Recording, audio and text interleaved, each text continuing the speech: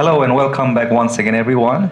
Thank you for joining us for this episode of SALT, sharing and learning together. Kindly take note that this activity is carried out by the students of Oriental Theological Seminary, and in particular the students of Masters of Divinity second years and Master of Arts in Clinical Counseling first years. This activity is part of our course requirement, and therefore kindly be advised that this video is strictly for educational and awareness purposes. In this episode of SALT, we will be having a conversation on the topic of mental disorders, and I think this is one of those topics which I think is not only important but also extremely necessary. Every day we cross paths with people who smile at us and carry on with their lives as if everything is fine. And yet, beneath some of those smiles and cheerful personalities, there are struggles that many of us we fail to see. Then there are people who are more open about their pain, but instead of responding with compassion, we use derogatory terms to label them. We look down on these people and fail to see the reality beneath the surface. So, what are mental disorders? Why do some people go through such struggles while others do not? And what are some ways we can respond with care? These are some of the questions that our panelists will be addressing. And so we invite you to lean in, to listen, and to join the conversation with us. But before we begin, please allow me to introduce our panelists for today. First, we have Ms. Bozila Ruho. She is currently in her second year doing her Masters of Divinity, and she is joined by Ms. Nyamjai Jusuhu. She is doing her Master of Arts in Clinical Counseling. She is in her first year. So thank you both for joining us today. You are the subject experts for this discussion, and we really look forward to the insights, the knowledge that you will be bringing in. And I hope that we will have a very meaningful discussion today. Now, as we move into this conversation, let me start by asking the two of you. Over the years, people have used many hurtful labels to describe people who are mentally ill. Labels such as mad or lunatic. But we know that mental disorders are more deeper than that. So, can you start by explaining to us in simple terms what does mental disorder look like, and how can we go beyond those hurtful stereotypes and labels and try to understand people with real mental issues? Mental disorder is not a new phenomena. It has been in existence and in recognition since the 6th century. In the past, people with mental disorder were viewed to be lunatics or mad or even demon-possessed, and they were given cruel treatments as well. According to WHO, 1 in every 8 people live with at least one mental disorder, and so it is more common than we think. Madness or insanity does not provide a precise definition of what mental disorder actually is. Even in our context now, we tend to view people with mental disorder as mad, or often we term them as pakala, which is why we need to promote awareness and educate the people of what mental disorder can actually look like, and that it is not the same for every person. For some it may be very visible, for some it may not be. So instead of understanding or giving them texts as such as lunatics or mad or demon possessed, we can instead empathize with them and in their struggles. And also there is a need to shift our perspective and be more compassionate. Yeah, definitely. I think all of us, we can try to be more sensitive and try to understand, what these people are really going through. Now, mental disorder in itself is a very vast topic, I know, and it's impossible to go through every one of those illness. But maybe can you help us to see or know what are some of the most common causes of mental disorders and some of the effects of those disorders here? Okay, so when we talk about mental disorders, they can show up in different ways. Anxiety and depressive symptoms are one of the most common symptoms in mental disorder. Sometimes we will notice in a person, sometimes we will notice in the behavior of a person They seem restless, uneasy, and withdrawn, and other times it's more emotional, the sadness that doesn't go away, or the anger that comes suddenly, or mood swings that feels out of control. And for some, it even affects the way they see the world. They might find it hard to separate what's real from what's not, and they may struggle to focus on simple things. So altogether, these struggles does not just stay in mind, they affect the relationship, work, or studies, and the way someone live every single day. All right. So, in your papers, you also mentioned that the causes of mental disorders can be sometimes very complex. For instance, we have to also consider the genetics, the unhealthy family patterns, and even stress, to name a few, when it comes to the cause of mental disorders. Some people, they also see sin as one of the, that mental disorders is caused by sin, that is a result of sin. But I think we have to be careful before we pass judgments quickly. Can you educate us on some of the main causes of mental disorders? There's never just one reason behind mental illness. It's usually a mix of many things. For some, it runs in the family or comes from the changes in the brain. And for others, it's linked with the past experience like drama or financial struggles, domestic violence, family conflicts, poverty, unemployment, and social pressure. So all this can make people feel constantly weighed down, and sometimes the wounds from the past, like rejection or abuse, etc., which leaves a deep marks in a person's life. And because the causes of mental disorder are so complex, it is not right to say words like, oh, it is because of the sin, or oh, it is because of someone's sin. So mental illness is layered, involving the body and the mind, and often the environment around a person. All right, thank you. Now, we also know that there is a lot of stigma and stereotypes surrounding people with mental disorders.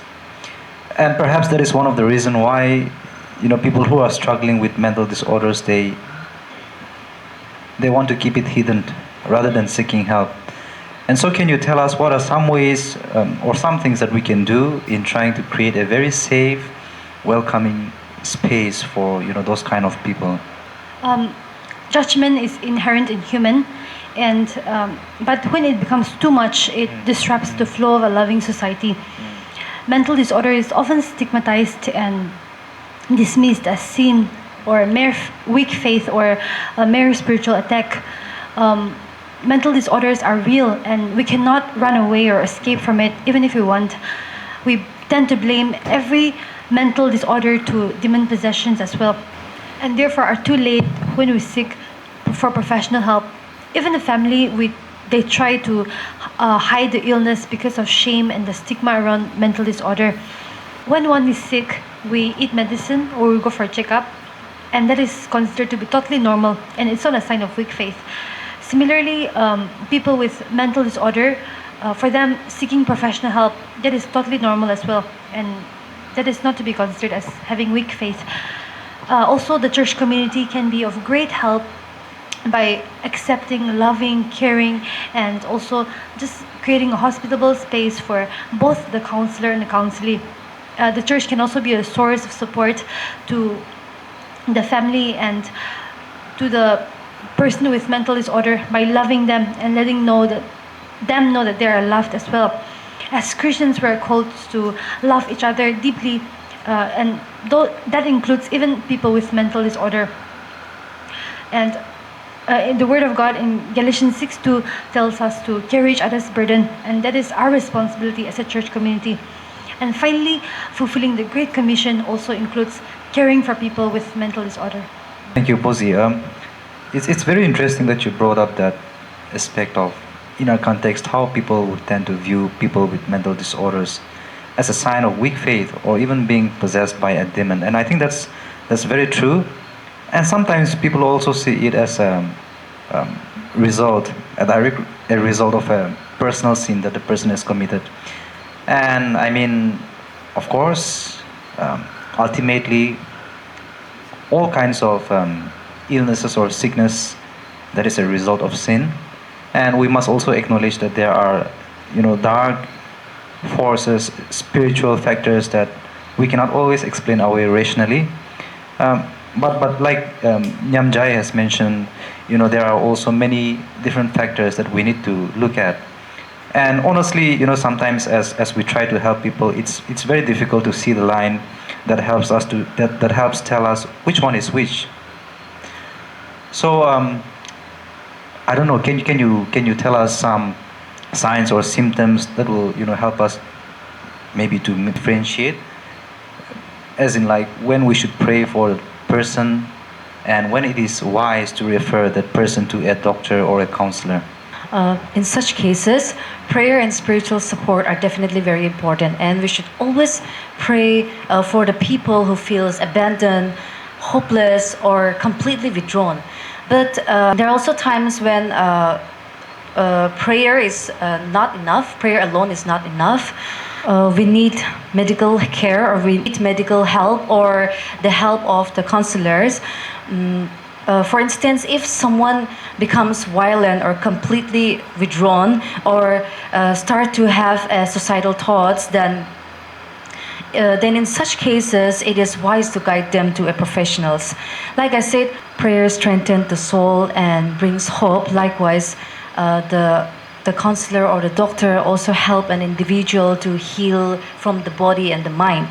And both are the gift from God, and if we use them together, and if they go hand in hand, then we give the people the best chances to live and recover fully. Thank you for sharing that. At the end of the day, we must also keep in mind that we are not experts, and so we need to know our limitations. And yet there are some practical ways that every one of us, we can do to help people who are struggling with this kind of issues. And so, would you like to share some of the things that we can do, to help those kind of people? Maybe some do's and don'ts. I mean, if there are any. The best thing that we can do is to listen to them with patience, empathy, and genuine care, and remind them that they are not alone in this, and we are with them. Encourage counseling or treatment, and maybe pray with them for their strength. What we should not do, what I feel that we should not do, is to dismiss their pain by saying words like snap out of it or blame them for their struggles. We also should not rush to give answers, because our role is to walk gently with them and to guide them towards the real hope. Right. Thank you. So far, we have been focusing on people who struggle with mental health disorders, but we know that life can also be very difficult for those who has to live with someone who is deeply depressed, who is suicidal, or just inclined to be very violent. And the primary caregivers, especially, I mean, most of the times these are parents, but the primary caregivers, they are constantly drained emotionally, physically, mentally, and even financially also. So my question is, are there ways, that through which we can help these families also? Yeah. Indeed, it must be really difficult for the patients. As much as the pain is real, we cannot dismiss the pain the family or the caregivers also has to go through. Many of them stop having faith as well. Unlike the patient who get help, the family is often left alone to face the guilt, the shame, tension, pressure, etc. And in our context, where mental disorders often stigmatized, the family is left alone and drained, like you said, emotionally, physically, mentally, spiritually, and even financially. So when they seek for professional help or counseling help, it has to go beyond the patient. It has to extend even to the families. Among many suggestions for the family, some suggestion would include accepting the reality, to set realistic expectations, to seek for help, like through counseling from professionals or like through the pastors, to seek support from government or the church, and most importantly, to hold on the faith they have in God. And also, I want to remind the caregivers to take care of themselves as well, because in the process of taking care of the patients, most of the time they eventually burn out. Yeah, definitely. I think it's very important that the caregivers they take care of their health as well, so that they can continue to provide support and care to those who are struggling. We have to draw our conversation to a close from here. You have shared a lot of things, and we want to thank you for that. Maybe just some final words of encouragement to people who might be struggling silently. Yeah, if both of you can share a few words, yeah, please. If you're struggling, I want you to know that you're not alone. You don't have to feel shameful or guilty. The Word of God says, God is close to the brokenhearted. His power is made perfect in weakness, and His peace guards the heart and mind. So seeking professional help does not equal weak faith, and so do not isolate yourself. Trust in the Lord, surrender it to the Lord, and do what you can. I pray for peace over you, and may Jehovah Rapha, who heals, heal you. When life feels heavy, remember, it won't always be this way. God promises to hold you up and give you strength. As Isaiah 41 verse 10 says, "Do not fear, for I am with you. I will strengthen you and help you." Thank you, Buzi and Nyamjai, for sharing those words of encouragement. I think that was a very beautiful way to end this conversation. As we draw this session to a close, I would like to speak to those of us who are going through something like this, suffering with a mental issue, and especially to the families who are walking with them. We know that the journey you are going through is not easy, and honestly, there might be more bad days than good ones. But please, don't lose heart and don't give up. People do get better. Even people who are struggling with the most severe cases can see their symptoms go away, and they see their lives getting better. So please remember that healing is always a possibility. Just don't give up. And to everyone else, I just want to leave all of us with a reminder. We live in a love-starved world where people choose to be indifferent and silent to the pain of people around them. And we must admit that by nature we are all very selfish beings. Until and unless something affects us directly, we do not want to have anything to do with that person. And we have enough of that kind of people in this world. Let us not be that person. Instead, let us be the hands and feet of Jesus, spreading love to those around us and trying to make a difference in the world. Thank you all once again for joining us. This is your host, Nendilo Semi, signing out for the night. Take care, and we will see you soon again.